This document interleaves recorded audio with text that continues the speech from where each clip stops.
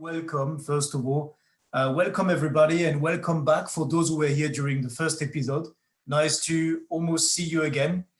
I know it's a manic period for everybody, so thank you very much for taking the time to come and talk to us, with us, listen to us, and hopefully participate like you did during the first episode. So my name is Vincent. I will be your host this afternoon. And today's topic is how to optimize your CSS, your shopping ads with your CSS partner. But just before we start, a bit of housekeeping. So at the bottom of your screen, you will have a little Q&A button and a chat button. If you have any question, if you have anything you would like us to answer, please use the Q&A button, because what it will do, it will keep the question. And then at the end of the webinar, when we get to the Q&A, your question will be still here and we will be able to answer your question. So please use this Q&A button. So for today's speakers now, I've invited actually two people at Google, Colin and Fabian, that I will let introduce themselves in a minute, and two people from the global partnership team at Kelkoo, Alessandro and Catherine. But let me be polite first and start by introducing myself. So my name is Vincent again. I'm the Global Partnership Director at Kelkoo, and I'm in charge of the team who is managing every customer that is using Kelkoo to access shopping ads and advertise product on shopping ads. So with this, I will let Fabian introduce himself. Hello, everyone. Hope everybody is doing great. Sadly, my camera does not work. So you will just see my picture. So my name is Fabien. I'm a shopping specialist and senior account manager at Google. I've been working at Google for 2 years now, and before that, I was working in marketing for a big cosmetic company. Thank you, Fabien. Colin, if you want to introduce yourself.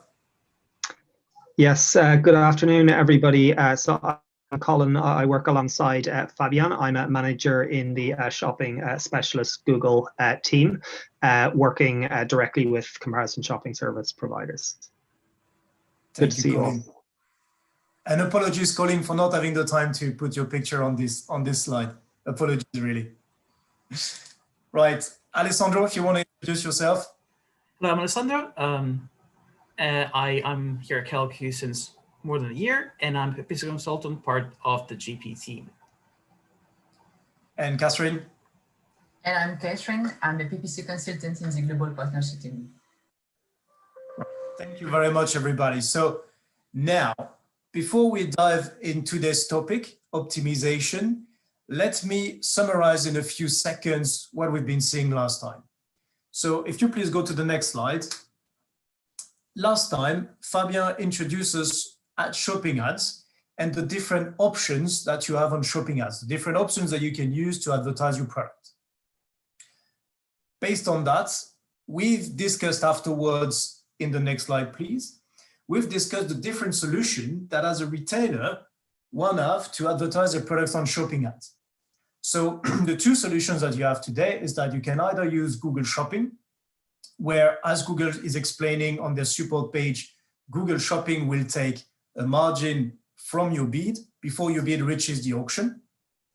And on the other side, you can work with a CSS like Kelkoo, where your bid will remain untouched and the bid that you put in the system will be the bid that enters the auction. So in other words, by using a CSS like Kelkoo, you are bypassing the shopping ads margin, and therefore you get a CPC advantage. But this is not everything that Kelkoo can provide. If you please go to the next slide, Kelkoo can provide actually a lot more than a bidding advantage. We can help you with your account optimization. We can help you with strategic guidance. We can help you with feed enhancement. We can help you leverage different options that you have in shopping ads. And we can truly become part of your PPC team. That's why we aspire to. That's what we do with all our customers. So this will be exactly the topic for today's webinar, really to get into details how Kelkoo can optimize, can help you make your campaigns more visible, your shopping ads more successful, and get you better performance. So without any further ado, I'll let Fabien start with his part, and then we'll hear about optimization from Alessandro and Catherine. Fabien, mic is yours. Thank you very much, Vincent. So hi, everyone. So today I will present you some general best practices when it comes to running shopping ads. So I will have two parts. The first one about the Merchant Center, so everything related to feed optimization. And the second part about the shopping campaign optimization, so more related to the Google Ads best practices. So let's start with everything related to the Merchant Center. There are three golden rules that I would like you to know. The first one is first to avoid account suspensions. So for sure, if an account is suspended, you cannot run shopping ads. So that's why it's key to make sure that you don't get any suspension warning. And if you do, that you really take care of it as quickly as possible. The second rule is to make sure that all your products go live. You have a lot of products in your portfolio. You want to make sure that all are eligible to run shopping ads. So for these 2 points, you need to check your Merchant Center, and I will show it to you right after. And the third rule is to optimize your product content. What's inside your feed does matter. So your image, the description, the title, and I'll give you like some tips to make sure that your images and your titles are relevant. So if we take care first of the first and second rule, so to avoid account suspensions and make all products go live, please make sure that you do check your Merchant Center and check the account issue tab. If you have a warning there, really take care of it as a priority, because if an account gets suspended, you cannot run shopping ads at all. So please check it. You have more information about why your account is getting a warning. If it's not enough, please contact your Google support so they can help you, the Google support, so they can help you out understand more what's wrong with your account. Same thing, check the item issues tab, because here you will see all the products that are not currently live. You will be able to see why they are being disapproved. It can be a lot of different reasons. It can be because the price in the feed does not match the price on the landing page. It can be because the image does not fit the requirements. So here you can really see how many products are not live yet, and you can work on it to make sure they can all go live. You can receive email alerts in case of any issues related to Merchant Center. So please make sure that you do set up those alerts, and to make sure that those alerts go to people who can actually implement the changes. And I'm thinking of especially during vacation, for example, make sure that the people receiving the alerts are not on vacation as well. So at least one person can actually tackle the issue. So that's a basic rule, but it's a very important one for sure. Then when it comes to optimizing product content, there are two elements we will focus on. The first one is the image. The image is key on shopping ads because it's highly visual. So you want to make sure that the image of your product makes the user want to click on it. And then the title also is very important. Let's start with the image. When it comes to the image, we recommend to frame the product in the image space so that it takes up no less than 75%, but not more than 90% of the full image, to make sure that the product is highly visible, but still can breathe, I would say. The second rule is to display the entire product. So no zoom on a part of a product. We need to see the full product on the image. And if you're selling a bundle, make sure that you include all the products that are included in this bundle, not more, not less. Use a solid white or transparent background. So what you want to see, what you want to show is the product and just the product. And do not use any image containing promotional elements, overlays, watermarks, brand names, logos. It's not supposed to be on the image. And if it's the case, the product will be disapproved. So that's why here you need to make sure that you include the product and just the product. And if you're selling a bundle, only put the products that are part of the bundle. So like an image shouldn't show a product that is not being sold. So that's the general rules when it comes to having a good image. So in a nutshell, what we want is to show the product and just the product and show it well. When it comes to titles, titles are very important for two reasons. The first one is because it's used by Google to match the ads with the queries of the users. But it's also important for the users because they will read it to take the decision to click or not on the ad. So that's why we recommend not to avoid vague titles and instead to include all the relevant attributes that are important to the user. So for example, it can be the brand, it can be the color, it can be the material, it can be the size. Whatever matters to the user should be in the title. And keep in mind that the title is around 150 characters, but at the end, most of the time, it's around 70 characters that are visible to the user, as you can see here on the screenshot. So make sure that you put the most important elements at the beginning of the title so that they can see it right away. On this slide, and I guess you will have the presentation, you have some general recommendations when it comes to how to structure a title according to the category of product you're selling. So for example, for apparel, we recommend to start with the brand and then the gender, the product type, and the different attributes like color, size, material. This slide is it's generic, it's general, it cannot fit all, but still it will give you the list of the important information to put in the title. And what I would strongly recommend you to do is to check Google Trends and the search terms report in the Google Ads interface to know exactly what people are looking for, so you can improve your title according to what people are actually looking for. So that would be my recommendation here. So in a nutshell, when it comes to the Merchant Center, make sure your account does not get any warning, suspension warning, make sure all your products are live, and do optimize the content in your feed. If we now jump to the Google Ads best practices, these are the ones I wanted to share with you today. The first one is the structure of the campaign. Try to structure your campaigns according to your business objectives. So there is no one structure fits it all. So it really depends on what you want to achieve. So we will go together like through some examples of things you can potentially do. Then it's to create a catch-all campaign that will target the whole inventory, and we'll see why you need to do that. Then closely monitor the KPIs like impression share due to budget, impression share due to rank, to make sure you're not missing any opportunities. And the last one is to monitor your OptiScore. So OptiScore, you might be already aware of it, but it's a score that really helps you to make sure that you fully optimize your campaigns. So if we start with the campaign structuring best practices, the first general tips I would have is if you're using an automated bidding like a TROAS strategy, like a TROAS or Smart Shopping campaign, the larger the campaign, the better, because smart bidding works best when it has more conversion data to work with. So it does not mean you cannot have several campaigns, but like if you do split, make sure that you do it because of business objectives and not just because you're used to split your campaigns by product category, for example. Here we have an example of campaigns split by the level of ROAS you can expect by products. You might have products that can reach a higher ROAS of 750%. So you can have a campaign with those products, and you can have a campaign with the ROAS of 500%. That's absolutely possible. So that's why here it's important to first really understand your business objectives, to then be able to decide which structure you want to have for your campaigns. Because if your focus, if your objective is to grow revenue, it will make sense to structure your campaigns according to the revenue generation of your products, right?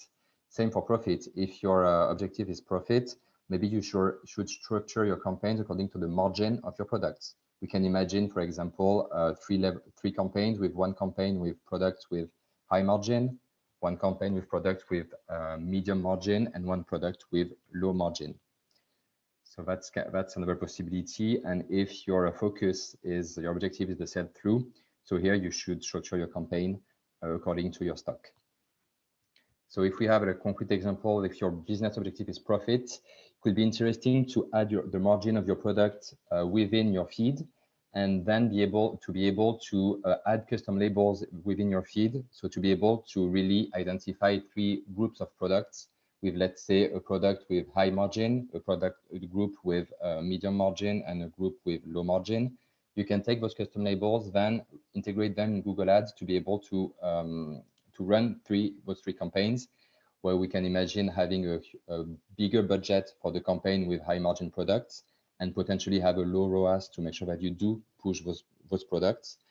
And for the products with a low margin, here maybe have a smaller budget and a higher ROAS to make sure that you do put the focus on the products that give you the best margin.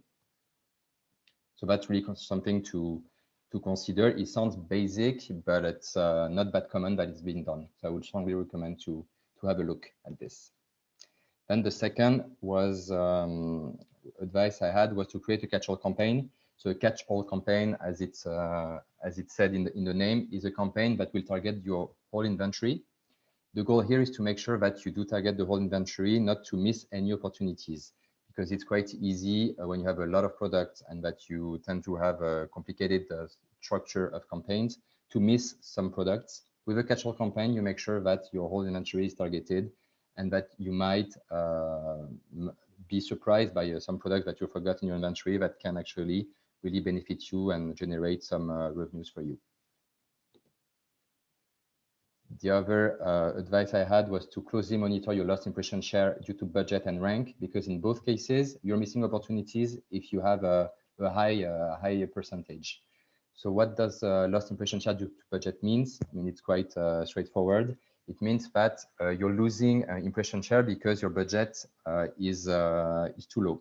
So for example, if you have lost impression share due to budget of 20%, it means that for 20% of searches that match your offering, your ad didn't appear because you're lacking budget. So that's something for sure to consider, especially now that we are entering peak. So you want to make sure that you do not miss any opportunities.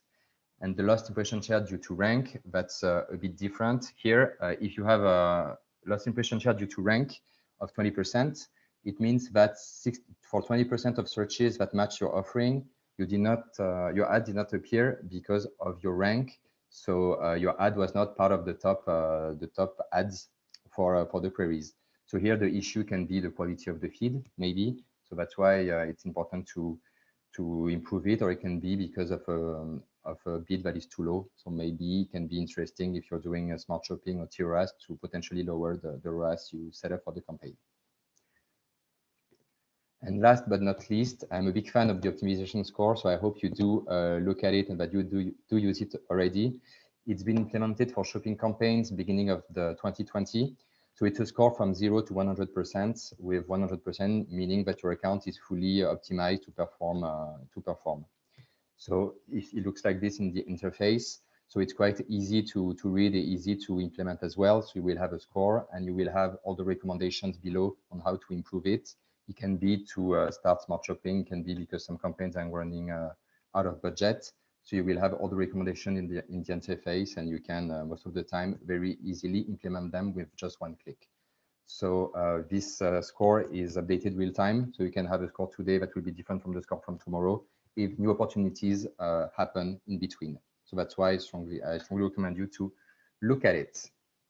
So yeah, so in a nutshell, make sure you do structure your campaigns according to your business objectives. Always have a catch-all campaign to make sure you don't miss any opportunities. Check the impression share due to budget and rank to make sure you don't miss any opportunities as well, and closely monitor as often as possible your Opti score. So that was my part for the best practices in the Merchant Center and Google Ads, and I will give back the microphone to Vincent. Good, thank you very much, Fabien. Now let's switch presentation, and hopefully everything works technically. Wonderful. Right, so let's go now to Alessandro, who's going to get through a few examples for you, and then we'll go through Catherine. So Alessandro, mic is yours. Great. So the first part is about a video games or a non-physical good retailer. And this is going to help us showcase the fact that we are more than just a CSS, and we can provide more than just bid and advantage. So as you can see from the first picture into the next slide, they started from a budget of roughly 18K and went into a year in April of this year to 85K. So they started to invest more and got to the level to where we are now because they saw the return on ad spend, the ROAS, grow quite a bit. And this allowed them to justify the spend. What we did with them was a restructure of their ads account and some deep works into feed enhancement. As you can see from next slide, what they started with was a bit basic. They only had one Google Ads account with every country in there. And they only had one campaign per country. So basically, what we helped them with was actually getting rid of some limits that this kind of structure has, because it does limit the amount of budget you can dedicate to one single country. And it makes it quite difficult to do a consistent reporting, because again, you can do the best reporting at pretty much at that count level. At the same time, one single campaign per country doesn't really let you diversify the amount of budget you can dedicate to different areas, and doesn't really let you put different targets depending on where it's performing better. So if we move to the next slide, we can see that we move to a more layered one account per country, and we could separate campaigns depending on the results. So we could give more budget to campaigns that were having a higher ROAS. We could give less to campaigns that were having a low performing ROAS. But at the same time, we could also be able to divide more into the campaigns, separate ad groups, and give CPCs depending on where it was necessary to give a higher CPC. So if you don't see yourself recognizing into this kind of structure and you don't think that it does apply to you, that is not a problem at all. As Fabien said before, there is no one campaign fits all. Every merchant is different. Every merchant has a different story, different goals, different targets. So as you can see in the next slide, you can have different structure depending on what your goal is and what you think is going to be better to separate. First one example is you're a brand. You know exactly that some categories are behaving different from other. So you could separate, for example, trousers from shoes, from coats, and give them different targets and different budgets, because you know exactly how much they can bring back to you. Case two is if you're like, let's say, a third-party reseller. So you know that, for example, in sunglasses, Oakley is going to give you a certain return, and it has a different kind of performance compared to Ray-Bans and Dior. So you want to be extra sure to give a different budget behind them and give them different targets in order for them to hit as hard as they can. A third potential hypothesis is having a bestseller list, because you know that that one is pretty consistent throughout the year, and then separate high margin items and low margin items, just to give them as much budget as possible and as much budget as needed. Again, this was the main part we started with, because we know that was the first thing we should look into. But then in the next slide, you will see something else we did with them, which was fit optimization or enhancement, depending on how you want to call it. We started there with consolidation of brands. So we knew that they were not getting all the possible traffic for brand-related areas. So we know that branded traffic, is the best in terms of conversions because users are closer to the end of the funnel.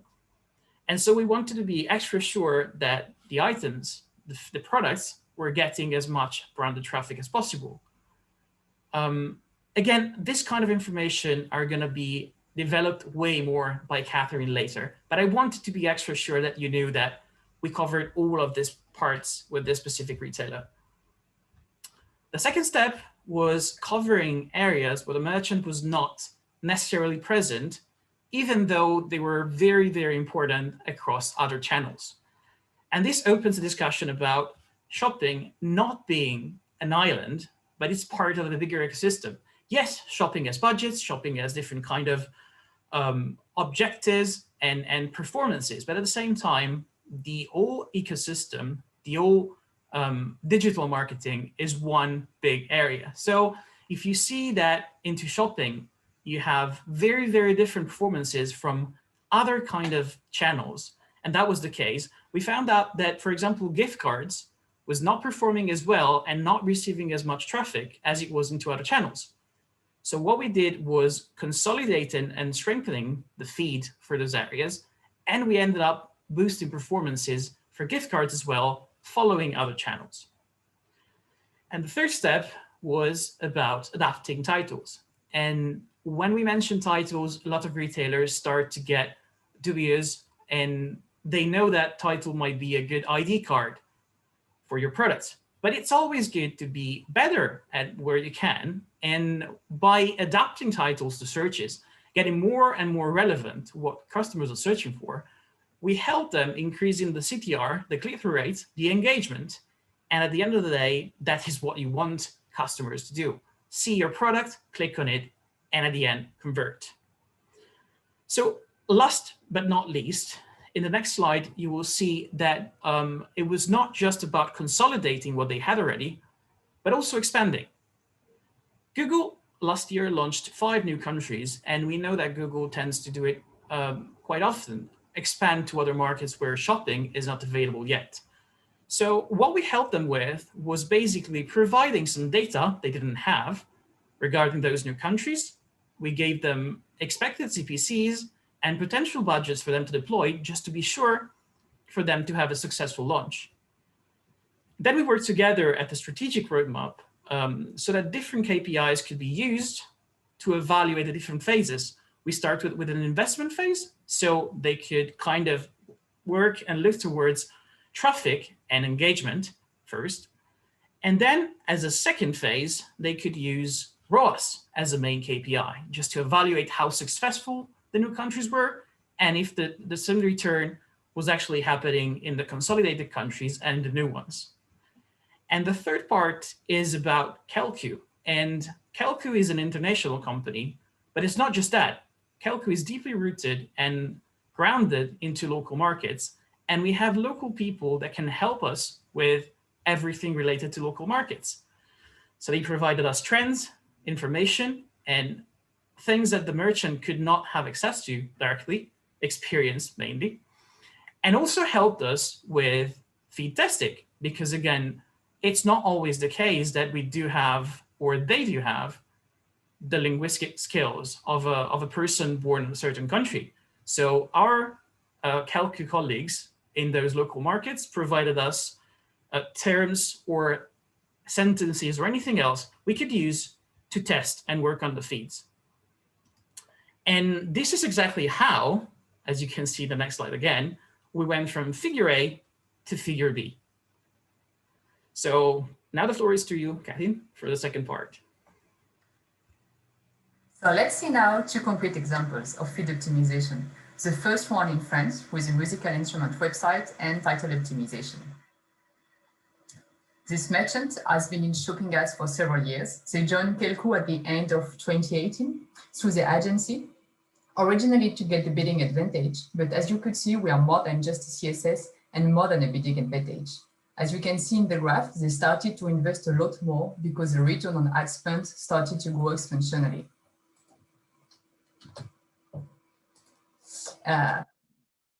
As contrary as Alice's cases, they were satisfied about their structure and didn't want to touch anything in this area. Of course, they remain the owner of their own campaign. The goal here was improving their online presence for Christmas and for the sales period. To do so, we started with a full audit of their system with a main focus on the GMC. So based on their strategy and their current situation, the principal topic to work on was feed enhancements. So let's get now into details in the next slide. Where we started with was a Google Ads account with several standard shopping campaigns targeting various categories of their website. The idea here was really to increase the visibility of the merchant without touching the CPC. To do so, I analyzed the product, and here was my first conclusion. Quite complete fields, some items with various images, very important, a detailed product type with various levels, but as there is always a but with this kind of exercise, not optimal title with only brands and model name, no category name in it. So here clearly is where an optimization needed to be made, especially when after quickly checking the competition, I saw that the main competitor were including it. In the next slide, we can see it. Based on the competition and the search term report, I could clearly see that the category name, so the product type, was a real added value to add to the title. An optimal title is part of the most common issue we are coming across, and more examples of common mistakes to come in next slide. For example, same title for different products, missing non-mandatory attributes such as color, material, and depending on the website, this attribute may be crucial for a furniture website, for example. Product type too short, the more precise the product type is, the better. As together with titles, they are part of the most important attributes when increasing search relevancy. Big part of the success of shopping ads is the relevancy of your feed compared to users' query.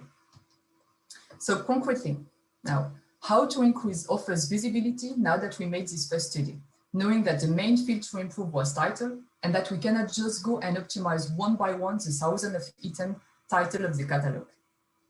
In the next slide, we can see that we made a plan according to the period with the agency, and once agreed on the step to take, I began the feed optimization. First with one category, guitar, so that in case of issue, we knew exactly what and where to fix. First step was downloading the feed, and once deeply analyzed, I identified the project type field as a source of information to add to the title. Second step was creating some feed rules directly in the GMC to isolate the good level of product type to take and add to title. As according to each category or subcategories, I had to take the second level of product type, sometimes the third level, or a set of different level. The first one is the last one, for example. It wasn't as simple as rules equal title plus product type field. In order to do so, I used a set of features from the GMC with the split and choose, the find and replace, the prepend, just to mention a few of them. And the last part was testing it directly in the GMC and fixing when necessary the potential errors as I was modifying a huge amount of projects, thousands. In the next slide, we'll see an example of before, after. So with the first title, we were reaching a very restricted area of search term in a range. And with the modification, we are matching many more such queries. They were not getting all traffic related to product type. So go to previous slide, please. They were not, with the first title, they were not getting all traffic related to product type, guitar in this case, and with the modification is now the case. This is just an example, and it's to insist on the importance of your feed to trigger the ads. It's not all about the feed, of course, it depends on your CPC, CTR, and as Fabian and Ali said before, every merchant is different, but with feed adjustment, you can learn how to trigger more ads looking at your search term report, competition, and Google Trends. In the next slide, we will see the results. As I was mentioning before, I began working with a top category guitar so that its traffic was boosted just before Christmas. And we saw an increase of 45% impression with a 14% increase of CPC the first month. And this good trend kept on in January with even a decrease of CPC by 35%, keeping almost the same level of traffic. On average, with the speed testing, we saw a plus 20% increase of impression with a flat or lower CPC on shopping traffic for all categories I modified. So both merchants and agency were happy about this result, and it's a good way for us to be seen as a real added value, as our first answer to improve the performance wasn't increase your bid, but let's see your feed. In the next slide, we will switch to the Spanish market and electronics industry. We improve here both fields, title and product type, so that their offer match more such queries. The merchant is a well-known brand in Spain and electronics and mobile phone especially. They joined Kelkoo this year in August, originally to get this bidding advantage, but as you could see, they are now investing more money as they are very satisfied about the traffic.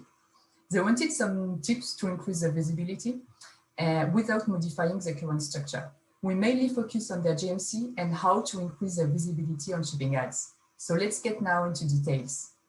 They had one Google Ads account with several smart shopping campaigns targeting various categories of their websites. The goal here was increasing visibility without touching directly the CPC. To do so, I analyzed the projects, but it wasn't as simple as in my first example, because they were sending their products through, not through a file, but through the API. So there is no quick way of downloading the entire feed. I had to look at all the items in the GMC or directly in the product type in Google Ads. Here was my first conclusion. Feed seems quite complete, some items with various images, some color names in English and with capitalization, not optimal product type with only one level, and title including brand and model that could be improved. So here, clearly, it's not only one field to improve, but a couple of ones. As the idea remains the same, to show as many ads as possible with as many relevant products as possible to increase our chances of clicks and therefore of sales. In the next slide, we'll see in details what we did. So as they are using smart shopping campaigns, I wasn't able to have a look at their search term reports, so the search terms, but I did use the keyword from their search campaign to give me an idea of which valuable terms to add in their feed. And as I previously did, I also made some benchmarking to check what was using the competition. In case of Duct, you can check the name of your main competitors looking at the auction inside tag directly from your Google Ads accounts. Here again, we made a roadmap according to the period with the merchant, and once agrees on the step to take, I begin the feed optimization first with one category. So I first analyze the feed. I've been identifying the title as a source of information to complete the product type, and also the search keyword. Some specific term were driving traffic and sales, and I wanted to put this specific term in the title. The second step was creating the feed rules directly in the GMC. First, the product type that needed a complete restructuration, as even the terms were not that appropriate in Spanish, lots of English terms. Here, the rules to create were much easier, as I easily isolated the brand plus model name in one empty custom label, and then I use the content from this field to add to the product type. Custom labels are useful when you want to subdivide the product in your campaign using value of your choosing. For example, you can use custom label to tag product by margin, bestseller, seasonality, which products are participating to Black Friday, for example. Then I modified the title, adding valuable keywords from the search campaign. Third step was, here again, testing it directly in the GMC and fixing when necessary the potential wrong naming. In the next slide, we'll see another example of before-after. With the first title and product type, we were reaching a restricted area of search term in a range. And after the modification, we are matching many more such queries. Here again, it's just an example. I'm not saying that this is 100% accurate, but this really helps you to reach many more such queries. And next slide, please. As you can see, we began the test in the middle of October, and the result was significant in this first category, with a plus 32% in terms of impression after the first week. It's not always easy to measure the feed optimization, as we are not controlling all the parameters, such as availability and seasonality. And some products we were modifying may be out of stock, for example, and distort all the first results from the feed testing. That's why it's important not to judge the performance after just a few days, but to take enough time to really evaluate these changes. In this case, it was real success with a plus 100% and 17 impression on average in the last 4 weeks, with a plus 50% CPC. And we reached the objective of getting this top category really and fully optimized before Black Friday.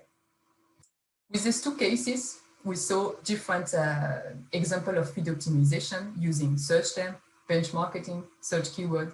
We can modify thousands of titles or just a few of them, depending on where the merchant wants to put the focus on. The same goes with feed rules, where we can optimize just a few items. In some cases, just a few items are driving 80% of your traffic. And in this case, you can do a very precise optimization, adding specific keywords for each item. Next. Thank you very much, Catherine. Thank you very much. So, quick conclusion from my side. So, as I was saying in the first episode, tell us what you need and we'll have a solution for you. Because as you could see with now Alessandro and Catherine, we can become part of your PPC team. We have a lot of expertise in-house and we can help you get out of a lot of situations. So let us share, allow us to share your expertise, because a clean account brings a totally different situation. There is always a way as well we can improve your relevancy. There is always a way we can make your campaign more visible. And your feed, as we were talking about right now, is not static. A feed needs to evolve with the seasonality, with the different things like Black Friday, obviously, and the festive season, but a feed needs to move, and that's what we do. We make the feed evolve. The beginning advantage, obviously, is one thing, but we can help you as well to use it in the direction that you need based on your business needs, based on your commercial goals, because it has different, everybody has different goals. And as Ali was mentioning earlier, when you get into new countries, well, you have different goals as well. So again, talk to us and we will put together the right solution. And the last point that I would like to mention is indeed the international side of Kelkoo. We are present in all the EEA countries and we present with local language people, meaning that no matter where you want to go in EEA, we have support for you, we have somebody for you, so just talk to us. So thank you very much for your attention today. But if you do have questions, do not hesitate as well to contact us offline, as we say. Here is our email address. Please contact us on this email address and we will definitely come back to you. Again, talk to us, tell us what you want to achieve, and we will help you to achieve those goals. So thank you very much again, everybody. Thank you for your attention. Thank you for taking the time, and hopefully see you soon again.